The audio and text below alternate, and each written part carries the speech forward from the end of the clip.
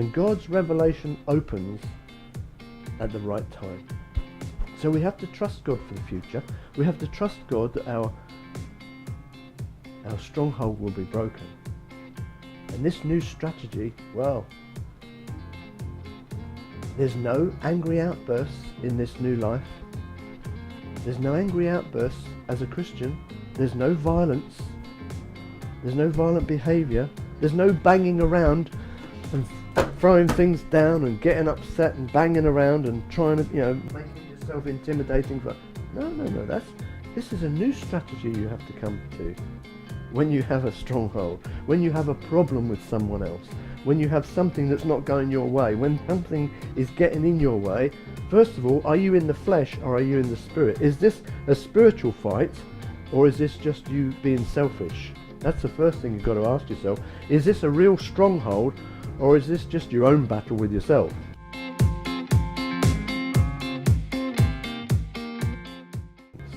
And they were told to abstain. It's a warning to stay away from the accursed things. To abstain is something, I wonder if the church had picked up on this word abstain from accursed things when they stopped priests from being married.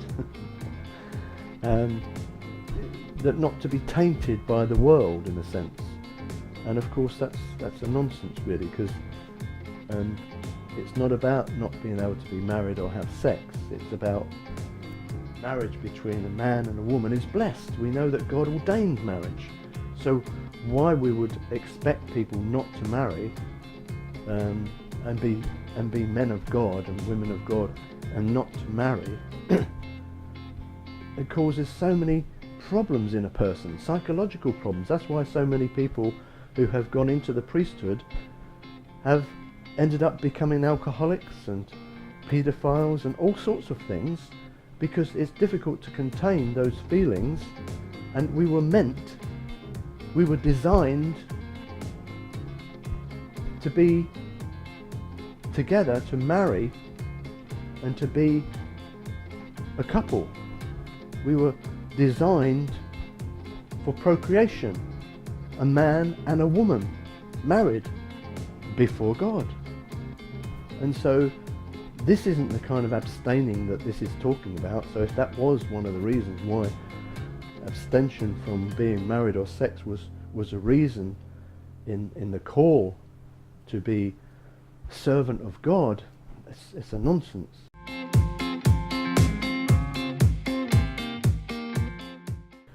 When the going gets tough, we're told the tough get going. We need to move. So the question today is, what is your stronghold problem? What is your stronghold problem? How will you win? Is it possible that you could win? Maybe this is a stronghold you've been fighting for years. Obviously, in the Christian faith, when we look at Joshua, he gained the victory in Canaan and he came to Jericho, and this was a stronghold. This was the place where he had to use what he thought supernatural power to be able to break down this fortress. And obviously it's not going to happen. He had no supernatural power himself. He only had the weapons and the people at his disposal. But what supernatural weapon was behind him was God. So that's what happened. That's how it changed. But what is your stronghold? What have you been fighting against? What is it that's like a fortress in your life? What is it that's causing you problems? What is it that you are thinking, I can't overcome this? This is something that I'm not going to be able to win. There may well be things in your mind that stop you from thinking that you are a winner, that you are, the Bible calls us more than conquerors. The Bible also says that no weapon formed against you will prosper. There are many things that we know when we think of winning and being victorious over enemies, over the things that are trying to defeat us. We we have many scriptures to support us and encourage us. Our fight isn't against flesh and blood, but against the spiritual forces of evil in the heavenly realms. Now this, we know, was not Joshua's fight, even though Joshua was there to do battle. The commander of the Lord's army said to Joshua, take your sandals off your foot, for the place where you stand is holy. So this was going to be a holy war. This was going to be a war that the commander of the Lord's army had come to fight. And Joshua was just one of those instruments that was being used by God and the Israelites to give them their land that God had promised them. But this was God's fight. And you have issues in your life that cause you to think maybe this is too much of a stronghold. It doesn't mean to say that you're not brave, and bravery is one thing, but we have to use our mind. And Joshua was a seasoned warrior. Joshua was someone who had understood that, you know, he had to fight to take over this land that they'd been promised. This wasn't a cakewalk. This was something that was going to be quite difficult for many years. This was going to cause major problems. People were going to die. This was going to be a campaigning. They're going to be campaigning, and he had to be a general and fight many battles. But this first one was quite a stronghold, quite a major problem, because, you know, they all they had was spears and arrows and all the rest of it, and they're coming against this fortified city, and they had not come as an army with battering rams and siege rams and all the rest of it. So they weren't like the Romans coming later on, where they would come and they would build things and be able to literally take down a city. But when God spoke to Joshua through the commander of the army, Joshua now knows it's going to happen. We're going to break down this stronghold. I don't know how we're going to do it. I don't know how we're going to get it, but we need to trust God for it. And the discussion went on from the commander of the Lord's army, and he says in verse 2, and the Lord said to Joshua, see, I've given Jericho into your hand, its king and the mighty men of valor. Now the city of Jericho was shut up tightly. It was securely shut up. God's people wanted to possess. They wanted the victory. And maybe you've got a Jericho in your life that's been closed off. That's what you've got to think about. Maybe this Jericho is in terms of nobody's welcoming you in. And maybe people are even rejecting you. And people aren't coming out to meet you in what you're trying to do with your life. And specifically, Israel in this situation. Nobody was coming out. Nobody's going into Jericho. It was closed off to the people of Israel. And we are the people of Israel. And as Christians, sometimes things are closed off to us because people don't want us to be involved. There are times when I've known that places were not available to us to worship because they've been closed off to us, and yet they've been open to other people. But certainly in terms of Jericho, they were closed off. But Jesus says, I have given Jericho into your hand, its king and all the mighty men of valor. So not just the city, but he's taken into consideration all the mighty men of valor, all the warriors that are in there. I've given them into your hands. You see them as mighty men, but they've been given into your hands. You might see people in this world today, in your situation, you might see people as being in a position of status and power and they may be, for intents and purposes for the world, they are mighty men and mighty women that block you from being able to get to where you need to get to, and to be able to serve God and to be able to do what God's asked you to do in your life. But God says, see, I have given them into your hands. In verse 3, it says, you shall march around 6 times. And you're probably thinking, well, we're going to march around this city 6 times. We're going to march. We've got to walk around this city. We can't just go and get it. Now we've got to waste time. We've got to wait. We can't have Jericho when we want it. We can't have this problem we have in our life sorted out. We can't break down this stronghold. We've got to wait. We've got to walk around. And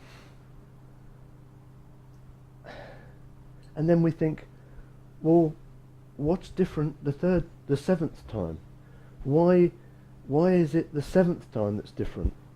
And we know in scriptures that the 7th, the number 7, is about completion, is about perfection. As we read the scriptures, we know that 7 is a very special number, and they had 7 trumpets of ram's horns.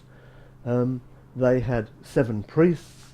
They had to march around the city for 7 days, and we know that in creation God made the world in 7 days. So there's something quite special about the 7 days. And the other thing to notice is that these were jubilee trumpets. These were trumpets that signified the presence of God. These were trumpets of ram's horns. They weren't just chauffeurs, I think they call them. These were special trumpets for jubilee. I think they were particularly long ones, and these were jubilee trumpets, which signified this presence, that God was there. It signified the presence of God, and so therefore this was all a message to Joshua and Israel that God was in this completely, that the presence of God was in this battle, that God was going ahead of them, that this was something that they were going to win. This wasn't something that was going to go wrong. It shall come to pass. Verse 5 says, it shall come to pass when they make a long blast with the ram's horn, and when you hear the sound of the trumpet, that all the people shall shout with a great shout. Then the wall of the city will fall down flat, and the people shall go up, every man straight before him. It shall come to pass. There will be a long blast. There will be a shout of victory. There will be that time when your fortress will fall. Are you hearing me, Israel? That your fortress is going to fall if you're obedient to God, if you trust God and do what God's telling you to do. If you march around the city for 6 days, and on the 7th day it's going to happen. But you have to be obedient, and it shall come to pass. Well, we know that Joshua was brave, obviously. He was one of the spies that went into Canaan with Caleb, and he came back and said, yes, we can do this. We can take this land. Even though the others said, the people are like grass, they're like cedars, they're like great oaks, and we're like grasshoppers in their sight. We're so small by comparison to these big, tall people, these Canaanites. These were giants to the Israelites. But Joshua was brave. But being brave isn't always enough. The most important thing is he trusted God. Little David was brave, but most importantly he trusted God. In the natural, he probably didn't have much chance against Goliath, against a giant, but in the spiritual he knew that 1 plus God is a majority. He knew that God had his back. He knew that God was going to fight this battle. God was going to give him supernatural strength and power, and it was going to come to pass. It shall come to pass what God had ordained. And so Joshua is truly a spiritual leader here. For many of us, it could be a dumb strategy. If you think about it, just for a moment, they're going to march around this fortified city where they have people inside it with archers. They've got gates around the city, many gates around the city, where they could just come out and attack the line of people at any point and separate them off and slaughter them. They could rain down arrows from them. So to march around this fortress is quite, it doesn't seem like a good strategy, does it, in terms of our everyday life? If we think about any fortress that we may have, any stronghold that we're coming against in our life, if we try and do it in our own strength, there's a possibility that we're going to fail drastically. And so it's important that we understand it's God that's going to do this. It's God is going to help us to work through this stuff, to get through. And so we look in verse 6, and one of the things we see, Joshua the son of Nun called the priests and said to them, take up the ark of the covenant, that will be the presence of the Lord there, and let 7 priests bear 7 trumpets of ram's horns before the ark of the Lord. So he was obedient. That's what happened. Straight away he became obedient. He trusted God. He didn't trust in his own bravery, he trusted in God. He was a spiritual leader. So the key here was faith, was trust, was belief. We've got that old hymn, haven't we? Trust and obey. Trust and obey, for there's no other way to be happy in Jesus. You just trust and obey. So, we have to get back to this trusting of Jesus, trusting of God. But at the same time, we have to act. Joshua was told to march around the enemy. To us it would be ridiculous to think about that. Dangerous. You might be told to wait in the situation with the stronghold that's going on in your life. To wait on God. God's timing is perfect. And we might think, well, I need to act. Of course you need to act. You need to do what God tells you to do. Whatever God calls you to, that's what you need to do. It's very important. Not to be afraid. Not to consider the stronghold in your life insurmountable. Not to consider the thing that you're facing, the fortress you're facing, the Jericho you're facing is not insurmountable. Don't be afraid. Don't back away. Stand up and believe. You've got to stand up and believe. This is where you have to be strong and courageous. And that's what Joshua was told right from the beginning, to be strong and very courageous. Even the Israelites said that to him as a leader. We will follow you, but be strong and very courageous. We want you to be strong as a leader in God. And so Joshua commanded, you shall not shout or make any noise. No words should come from your lips. No noise should come out of your mouth. Verse 10, he's saying, you need to be silent. There's something in silence, isn't there? Something in, when Jesus was before his accusers, he was silent. He knew what was coming. He knew what was going to go on. And Joshua knew what was going to go on. The people of Israel had to learn to be silent, to trust God. That must be quite difficult, To be there, in your anger, when you're offended, to be in that place and be silent is quite difficult.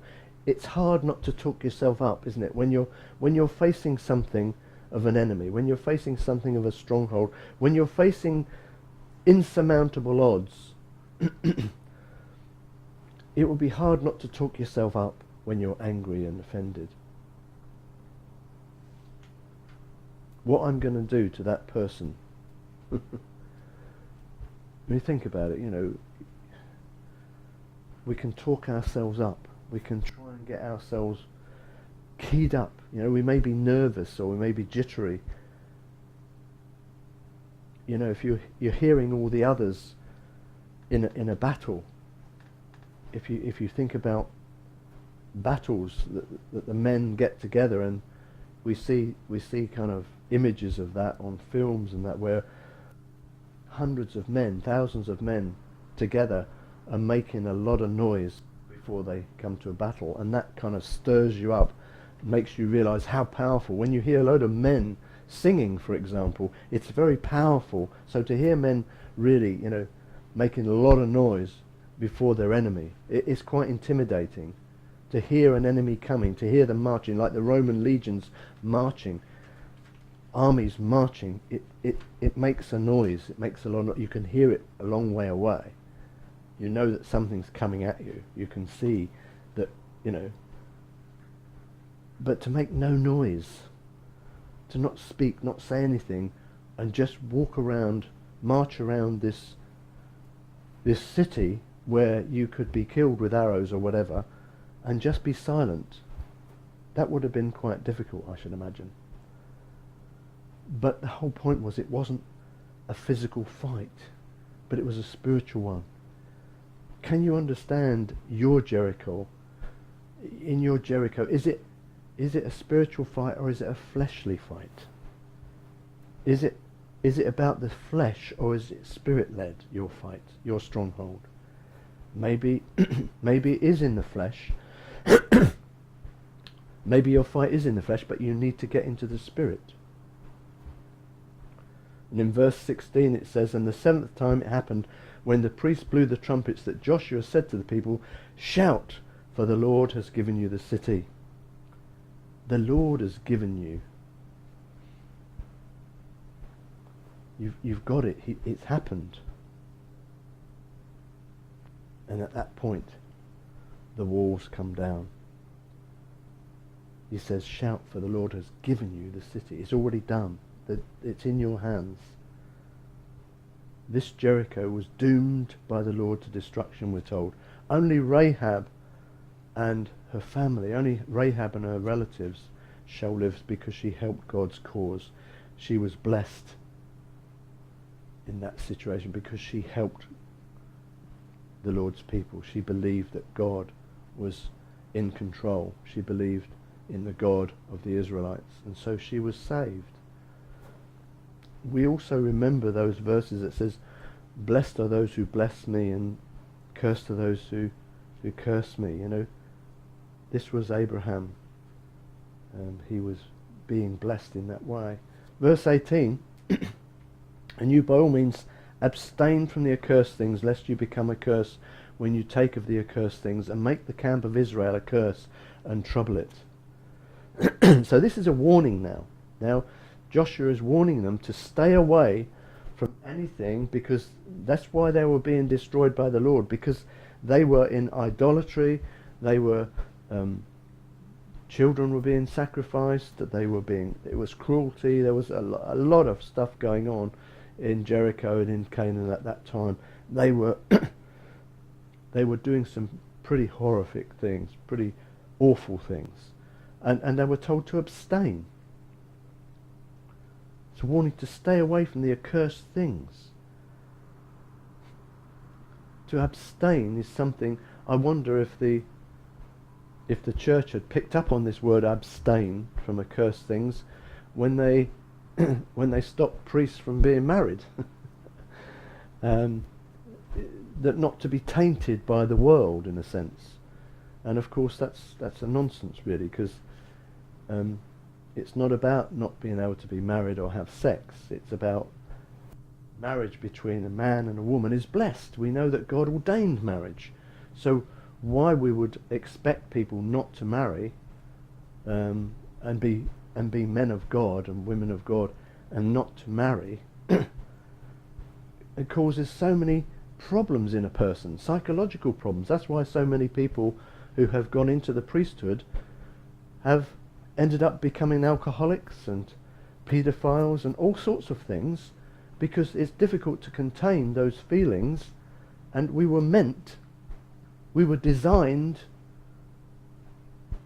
to be together, to marry and to be a couple. We were designed for procreation. a man and a woman married before God. And so this isn't the kind of abstaining that this is talking about. So if that was one of the reasons why abstention from being married or sex was a reason in the call to be servant of God, it's a nonsense. They were told to abstain from evil, from idolatry, from spiritual adultery, because God is a jealous God, we're told. God is a jealous God. And so he wouldn't put up with his people being adulterated by this evil that was going on in Jericho. It just would have been totally horrific. And so Joshua warns his people. Verse 19, but all the silver and gold are vessels of bronze and iron are consecrated to the Lord. They shall come into the treasury of the Lord.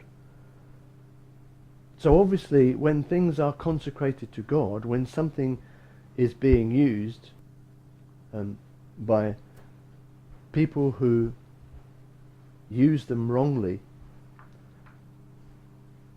gold and silver, precious metals and stones, if those things are worshipped, then if they're consecrated to God, then they can be used in God's kingdom because they are inanimate objects. Whatever is consecrated to God, he can use. So we don't need to fear money or things or food. These things are inanimate objects. We don't have to worry about it. Once they're brought into God's use, to God's, and consecrated to God, once we have given thanks for them, for God, once they're brought into be used by God, then they're consecrated and it's okay. So we don't need to fear these things. But verse 20 says they took the city, okay? So Joshua goes into Jericho, he takes the city, the walls have fallen down flat. This was supernatural. Only the piece of wall around Rahab's house where she was living on the wall, that was still standing and they could go in and get her safely. But the walls had gone down flat, supernaturally. And so they were able to go up straight away over the rubble. And they took the city. Now this is also a message for us as well, that you may be in Canaan as far as your walk with God is concerned, in the sense that you have passed over Jordan, you have gone through the waters of baptism, you have become a Christian in a sense, you have gone to the promised land, you are now part of God's promise, you are part of God's people, you have become a child of God.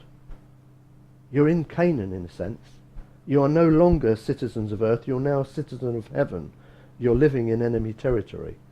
You are like you're like the Israelites going into Canaan. You've got there. Now you're Stronghold. But, that's not the end of the story. You've gone into Canaan. You've become a Christian. You've started the Christian walk, the Christian life.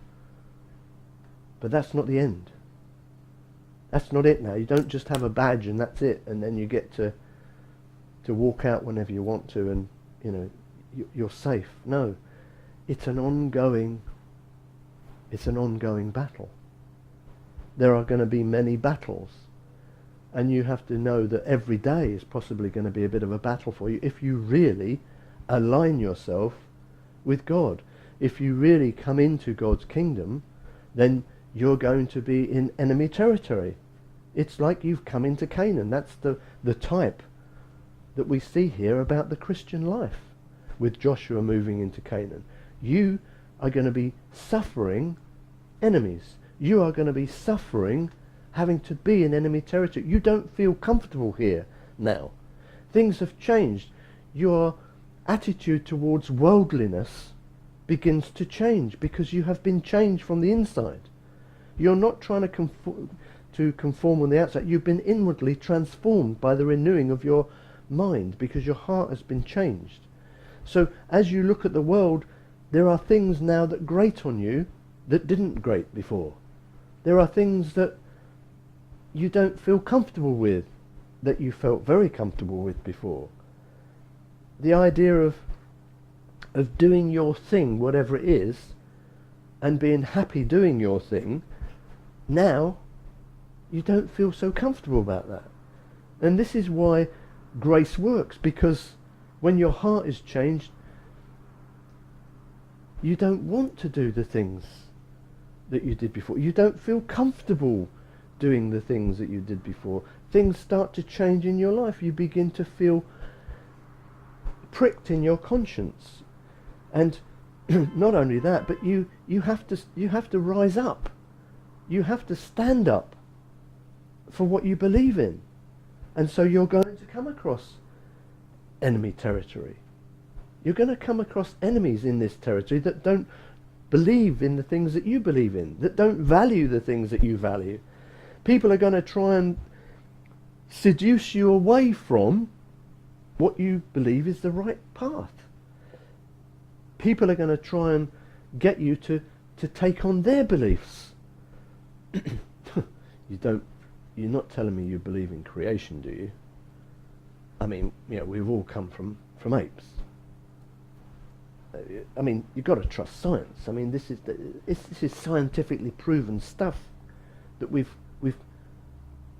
developed. Man is developing. This is all stuff that you're being bombarded with, even as a believer, and you know that it doesn't work for you. Science, there's many things in science that do work, and there's much that we can take from science. God believes in science. He created it. It's okay to believe in science, but there are also theories that go against Scripture that we have to reject as believers. And so all the time you're going to come across enemies. Atheists are the most aggressive people I've come across, really. People may have a different understanding of God, but an atheist, they're their own God, and they get very offended because they don't want to be accountable, and so it's a very difficult situation when you're talking to an atheist. And when we become believers, suddenly our families thought we were okay. We all had our conflicts in our families, I know. We all have those that are strong and those that are a bit weaker, and people try to take advantage in families, and manipulation goes on in all families. There's fighting and wars and conflicts going on. But you might have been on a level playing field before, because you were all worldly. You were all trying to keep up with the Joneses. You were all trying to drink and be merry, for tomorrow we die, But suddenly, you have gained eternal life. Suddenly, you now are serving a new king. You are like Rahab. You are suddenly in enemy territory serving a new king. You don't want the old life anymore. You want the new life now. This is the wonder, that you are changed internally. What happened? You took the city. You took the pledge. You made the commitment. I'm going to be a believer. I believe God. I'm changed. Something's happened to me. And I just love God, and I want to know what He wants me to do with my life, and I really want to follow God. I want to serve God. Something's changed in me. I feel different. People say that I have more love in me. People say that something's different about me now. Wonderful. You've crossed over into Canaan. Now, because some people may not like the change, and there are going to be people that you have to work around in your life that are going to be against you now, because you are a believer. They don't believe themselves, and they may say, oh yes, well, we're quite tolerant of other people and other religions and other faiths and any faith, until push comes to shove.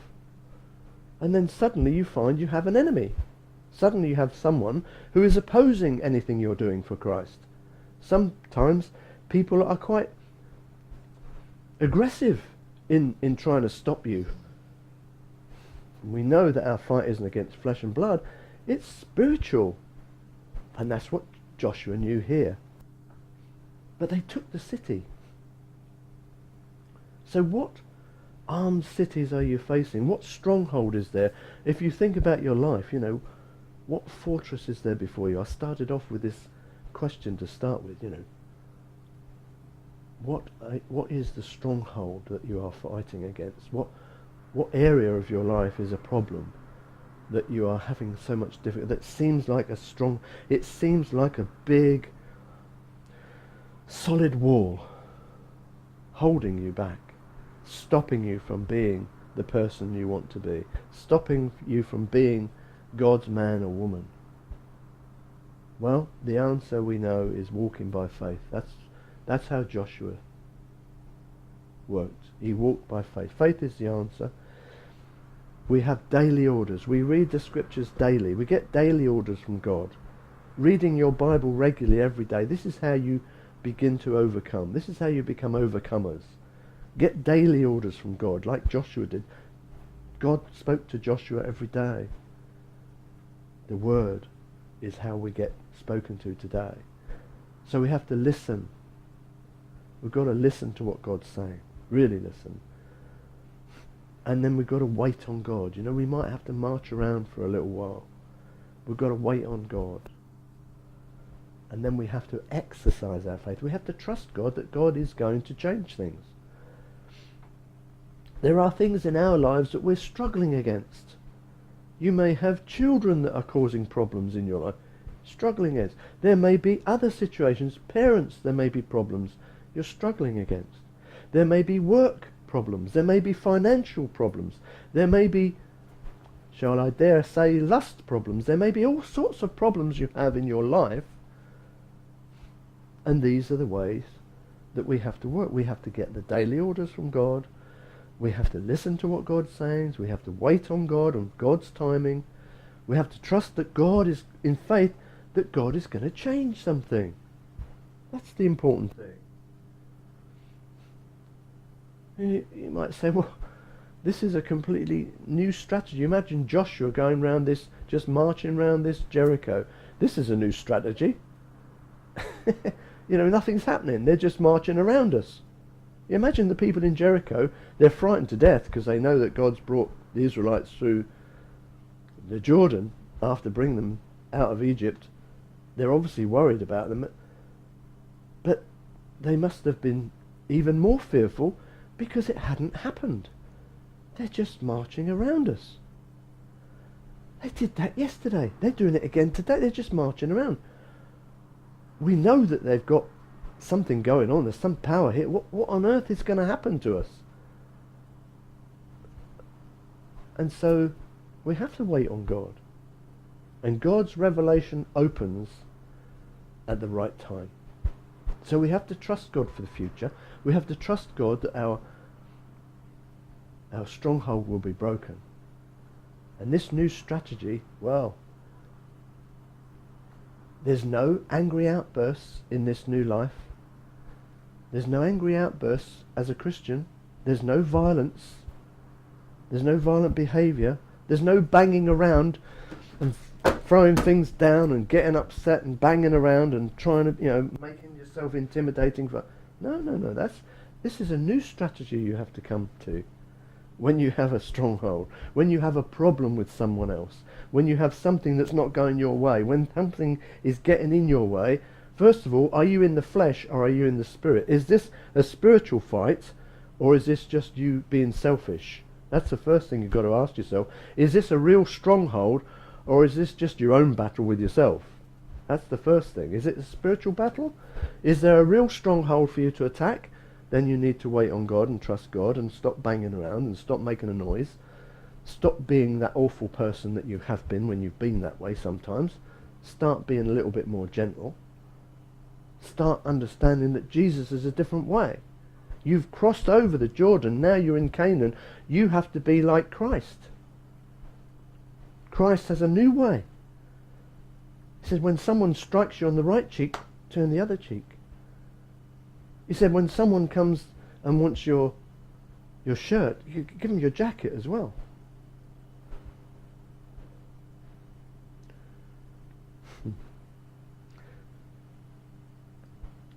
And the most important thing at the end of this message that Joshua says to his people is, stay away from the accursed things. Sin is dangerous. We have to stay away from it. I always remember a story from Charles Haddon Spurgeon. He said a woman came to him one day and she was quite a well-to-do lady, a lady. Spurgeon was a very simple man from a farming background, and this woman came to him and said that she had tried to hire a chauffeur. You know what a chauffeur is, don't you? You know what a chauffeur is a posh driver. and she wanted a chauffeur, or a chauffeur, as we say in East London. And she said to the drivers that came, how close could you get to the edge of a precipice without losing control? And the first person said, well, I could get within 6 inches of the edge. And the next person says, well, I could be right on the edge and not lose control. I could be right up to the edge, right on the edge of the edge. And the next person says, well, if you're looking for someone to get you near to the edge of the precipice, I'm not your man. I'm going to stay as far away as I can from the edge of that precipice when I'm driving, in case anything goes wrong. Flirting with sin is dangerous. How close do you want to be to the edge? Joshua warned the people and said, don't get near the edge. Don't go anywhere near these things. Don't even mention these things, you know. Anything that you're using silver and gold and bronze and iron vessels, brass, yeah, we'll have that. We'll have that because they're just inanimate objects. But don't be getting involved in them. Don't take them into yourself. This has got to go into the Lord's treasury. This is not for you, because these things have been accursed, and therefore we need to consecrate them to God. If you get in touch with these things, if you're with idols, and if you're starting to get into idolatry and all the things around idolatry, you're going to be in trouble. Don't go anywhere near these things. So, if we want to be right with God, if we want to follow Joshua's example, we need to stay away from anything that is going to cause us problems. We need to understand what our fight is, what your stronghold is. If your stronghold is something that is anti-God, if there's something that you still want to do in your life that is against God, that is a stronghold, and it is a spiritual battle. And you need to ask God to help you. You need to get God on your side. You need to be with God, and therefore you need to be obedient to God. So if God is telling you to stay away from this stuff, then you have to stay away from it. You have to read God's word, get your daily orders, listen to what God is saying, and then to be obedient to God. One of the first things that you need to teach children, because it says in the Bible, children, obey your parents as unto the Lord. And one of the things we need to teach our children is to be obedient. They have to do what they're told. And that's very important. That doesn't necessarily mean to say that's going to make them great adults when they grow up. They're still going to have their own minds to do their own thing and get into things that happen all the time. In the same way as the Israelites eventually were going to fall away from God and do wrong things.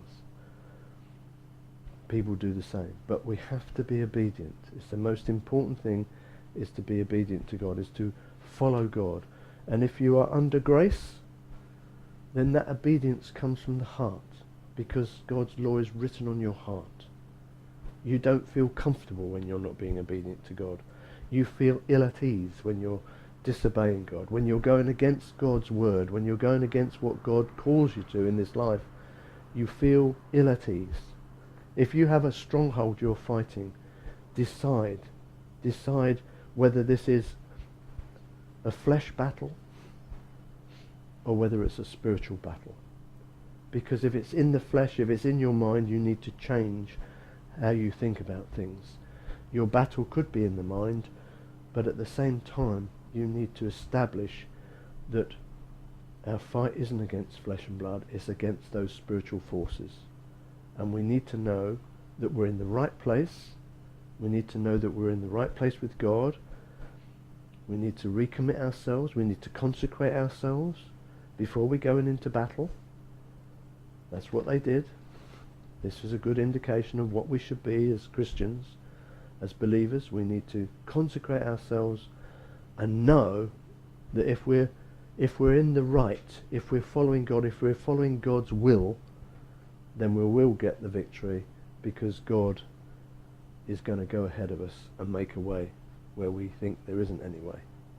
So we mustn't be discouraged. We have to be encouraged, that we have to be really courageous in doing what we're doing. Sometimes we find it hard because we're holding on to things from the past. We're really struggling to hold on to things that gave us security in the past. And it could be many different things. Whatever your security was in the past, you have to be prepared to let go of that. You have to make that step of faith and step out into the spiritual and trusting in God and obeying God out of obedience, knowing that you don't know your next step, but that is real trust of God, to know that God is with you wherever you go. That's what he tells us. Amen.